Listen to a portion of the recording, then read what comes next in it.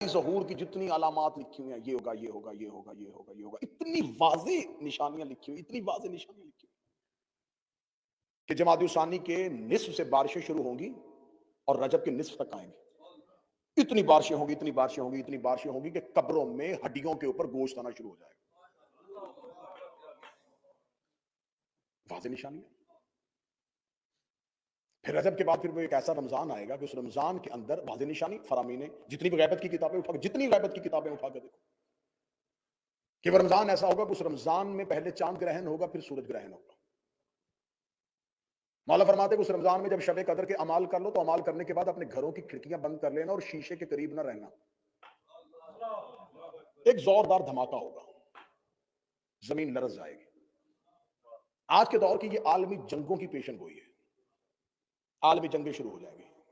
واضح ترین حدیث کی کتابوں میں کون سا ملک کس پہ حملہ کرے گا، کون سا ملک کس پہ حملہ کرے گا، کون سا ملک کس پہ حملہ کرے گا، ایسی افراتفری کا عالم ہو جائے گا۔ ایران کی حکومت 7 حصوں میں تقسیم ہو جائے گی اور ایران سمٹ کے خراسان میں آ جائے گا۔ جو ایران خراسان میں سمٹ کے آ جائے گا تو اس وقت معصوم فرماتے ہیں کہ شب عاشور ہوگی۔ شب عاشور کو خراسان سے سیاہ پرچموں کے ساتھ 10,000 کا لشکر مکہ کی طرف بڑھنا شروع ہوگا اور ایک خراسانی ہے جس کی قیادت میں اٹھے گا۔ جب میں نے یہ نشانی پڑھی تو میں نے دیکھنا شروع کر دیا کس ملک کا پرچم میں سیاہ ہے۔ مجھے نیلے پیلے سبز پرچم نظر آئے، ایک ہی نظر آیا کہ سیاہ پرچم صرف عباس کا ہے۔ اور شب عاشور میں اگر سیاہ پرچموں کے ساتھ اٹھنا ہے تو یہ کوئی جلوس آ رہا ہے جو مکہ کی جانب بڑھے۔ عاشور کی صبح کتابیں کہتی ہیں کہ یہ نصف شب سے لے کے اول وقت تک کا ٹائم ہوگا۔ عاشور کا دن ہوگا، بروز جمعہ ہوگا۔ مکہ کی پہاڑیوں سے میرے آقا و مولا چلتے ہوئے آئیں گے اور بیت اللہ کے ساتھ ٹیک لگا کے کھڑے ہوں گے اور آواز دے کے کہیں گے انا حجت اللہ علی العرش، میں زمین پر اللہ کی حجت ہوں۔ انسانیت 3 گروہوں میں بٹ جائے گی۔ پہلے وہ ہیں جو یہ کہیں گے کہ یہ امام کی آواز ہی نہیں ہے، دوسرے وہ ہیں جو یہ کہیں گے کہ ضروری امور سر انجام دیں اور پھر امام تک پہنچیں، تیسرے وہ ہیں کہ جو ہی امام کی آواز آئی انا حجت اللہ علی العرش وہ لبیک کہہ کے اٹھیں گے، پہلا گھر میں ہوگا دوسرا مکے میں ہوگا،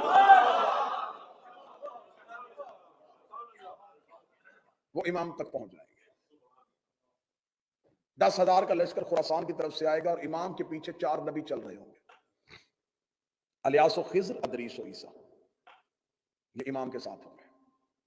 میرے مالک مکہ سے اپنے قیام کو شروع کریں گے اور بیت اللہ پہ اذان ہوگی۔ بیت اللہ پہ میرا آقا و میرا مولا میرا وارث اذان دے گا۔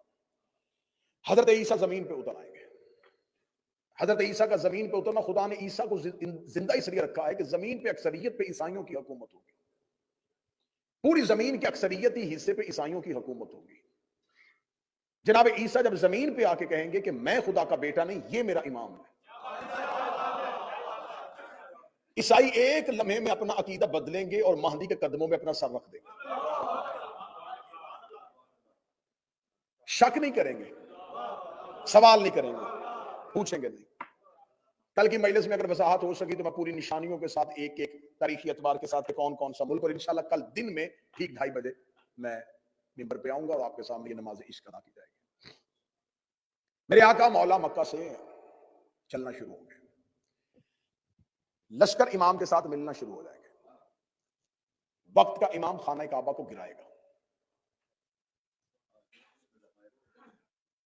یہاں پر آ کے جیسے آپ چپ ہوئے ہیں کچھ لوگ، اس لیے میں تو کہہ رہا ہوں تیاری پوری ہونی چاہیے، نشانیاں پہلے پتہ ہونی چاہیے۔ جو ہی کعبہ گرنا شروع ہوگا لوگ کہیں گے یہ امام نہیں ہے، امام ہوتا تو کعبے کو گراتا۔ جو ہی امام واپس پلٹنے لگے، وہ لوگ واپس پلٹنے لگیں گے تو امام کہیں گے نہیں واپس نہ بلانا، جانے دو ان کو گھروں میں۔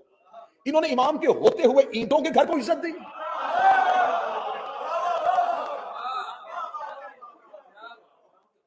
امام کے ہوتے اینٹوں کے گھر کو عزت دی۔ پھر امام جو بچ جائیں گے، جن کو یقین ہوگا، امام ان کو کہیں گے یہ اپنی بنیادوں پہ نہیں ہے، جہاں حضرت ابراہیم نے اٹھایا تھا وہاں ہے ہی نہیں، جاؤ جا کے تاریخیں اٹھا کے دیکھو، 7 مرتبہ تو کعبہ تعمیر کیا گیا، یہ کعبے کی طواف کا رقبہ ہی نہیں ہے۔ مولا امیر المومنین نے کہا تھا جب رکن کا مقام ابراہیم پہ رکھنے لگے تھے، علی نے فرمایا یہ مقام نہیں ہے ابراہیم کا،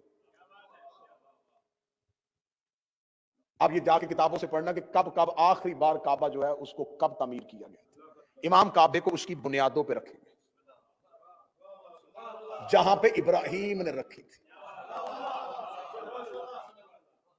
مسجد نبوی کو وسیع کیا جائے گا. امام وہاں سے شروع ہوں گے. زمین و آسمان پہ جہاں جہاں آقا و مولا کے ماننے والے ہیں وہ مکہ پہنچنا شروع ہوں گے. میرے آقا و مولا کا لشکر نجف کی طرف چل رہا ہوگا کیونکہ میرے مولا کا دارالحکومت کوفہ ہوگا اور اس دور کا کوفہ جو آج ہے وہ نہیں ہوگا. یہ نجف اور کربلا یہ کوفہ کے اندر ہی ہوگا. میرے مولا چل رہے ہوں گے اور وادی بیدا پہ جا کے گمسان کا رن پڑے گا. سامنے سے ابلیس اپنے پورے لشکر کے ساتھ مہدی کا رستہ روکے گا.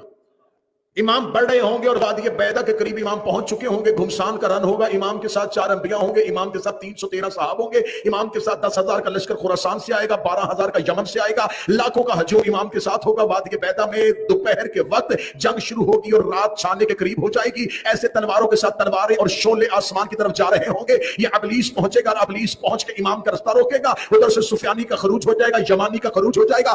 دجال کا خروج ہو جائے گا. امام جنگ کر رہے ہوں گے. یا پیچھے سے ایک آواز آئے گی مہدی تلوار نکال میں آ گیا ہوں. لشکر کہے گا مولا یہ کس کی آواز ہے؟ فرمایا حسین کا علمدار عباس آ گیا ہے. حسین کا علمدار عباس آ گیا ہے. حضرت ابو الفضل عباس اپنی تلوار کو نیام سے نکالے ہوئے اشل پہ سیر رکھے ہوئے عباس آ کے مہدی کے لشکر کا علم اٹھائے گے. مہدی کے لشکر کا علم اٹھا کے حضرت عباس اس وادی بیدا میں خمسان کے رن میں یوں سروں کو تروں سے جدا کر رہے ہوں گے. یا ابلیس مہدی کے گھوڑے کے سامنے کھڑا ہوگا. یا مشرق کی جانب سے ایک ندا آئے گی مہدی کب آنا نا میں بھی آ گیا ہوں. آواز آئی اب کون آیا ہے؟ آواز آئی اسد اللہ علی آ گیا.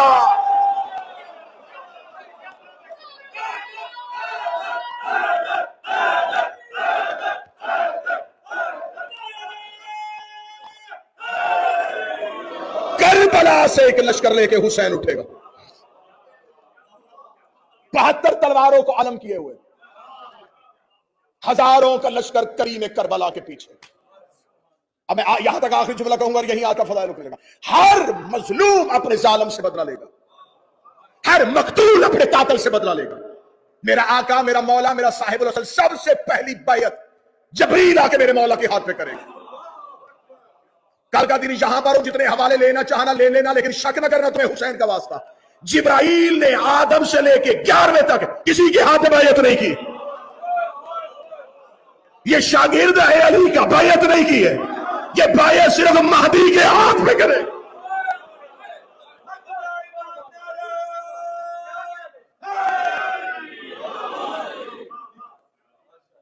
منصور فرشتہ 4,000 کا لشکر لے کے کربلا سے نکلے گا ملائکہ کا. یہ 4,000 وہ ملائکہ ہیں جو 10 محرم نصرت حسین کے لیے زمین پہ اترے تھے. میرے آقا مولا نے نصرت سے انکار کر دیا تھا. اللہ نے عرش پہ بلانے سے انکار کر دیا تھا. تمہیں حسین کے لیے بھیجا تھا عرش پہ نہ آنا. جاؤ قبر حسین پہ بیٹھ جاؤ. یہ 4,000 فرشتے آج بھی منصور فرشتے کے ساتھ قبر حسین پہ بیٹھے. آج بھی منصور فرشتہ کربلا کے باہر حسین کے زائرین کا استقبال کرتا ہے. آج بھی وہ 4,000 ملائکہ زمین و آسمان کے درمیان حسین کی قبر پہ بیٹھے ہوئے اپنے بالوں کو بکھیرے ہوئے حسین پہ گریہ و ماتم کر رہے ہیں اور حسین پہ صدائے استغاثہ اور صدائے نصرت پہ لبیک کہہ رہے ہیں. جو ہی میرے آقا مولا کے منصور فرشتہ 4,000 ملائکہ کے ساتھ الیاس خضر ادریس و عیسیٰ 313 صحاب 12,000 10,000 6,000 80,000 1,60,000 یہ تمام خروج کرتے کرتے امام کے لشکر میں مل جائیں گے. ہر ایک مظلوم اپنے ظالم سے بدلہ لے گا. موسیٰ فرعون سے بدلہ لے گا. ابراہیم نمرود سے بدلہ لے گا. ہر مقتول اپنے قاتل کو قبر سے نکالے گا. جیسے اس نے اسے مارا تھا ویسے وہ اسے مارے گا. لو تمہارے یقین کے لیے قرآن سر پہ رکھ لیتا ہوں. ابلیس کے پوسٹ پہ آگے میرا مولا علی نیزہ مارے گا. اب مجھ میں سوال کرو کہ حق بنتا تھا علی کا کہ ابن ملجم کو قتل کرتا. اس نے ابلیس کو کیوں مارا؟ اس لیے کہ ابلیس اللہ کا دشمن ہے اور علی ید اللہ.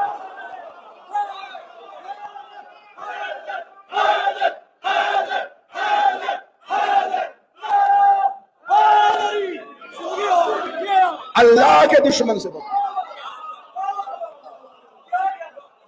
اللہ کے دشمن سے بدلا علی نے. زمین عدل و انصاف سے بھر جائے گی. عراق سے حدیث کہتی ہیں عراق سے اگر کوئی عورت زیور سے بھری ہوئی شام کی طرف پیدل سفر کرے اسے کوئی نہیں دیکھے گا. وحشی درندے گھروں میں رہنا شروع کر دیں گے. زہریلے جانوروں کے زہر کا اثر ختم ہو جائے، زمین اپنے خزانے اگل کے باہر پھینک دے، سونا اور چاندی زمین پہ بکھرا ہوا پڑا ہوگا اور مہدی کے نوکر ٹھوکرے مار کے چل رہے ہیں۔ میرے آقا کا صدقہ اتارنے والے ہوں گے، لینے والا کوئی نہیں ہوگا۔